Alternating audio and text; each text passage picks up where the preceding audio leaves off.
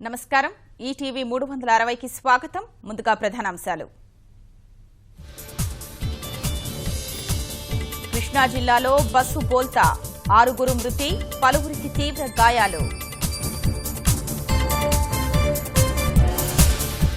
అర్ధరాత్రి దాటాక తెదేపా ఎమ్మెల్సీ అభ్యర్థుల ప్రకటన విస్తృత కసరత్తు సమాలోచనల అనంతరం జాబితా ఖరారు రాయలసీమలో తీవ్ర రూపం దాల్చిన తాగునీటి కష్టాలు వేసవి రాకుండానే చుక్కలు చూపిస్తున్న నీటి కరువు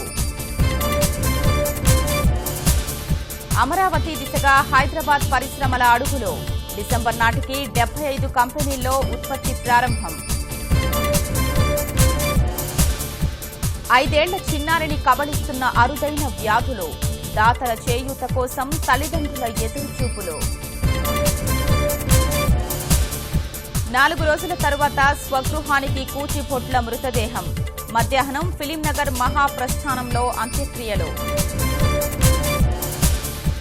అమెరికాకు పయనమవనున్న విదేశాంగ కార్యదర్శి జయశంకర్ జాతి వివక్ష దాడులు H1B వీసాల నిబంధనలే ఎజెండా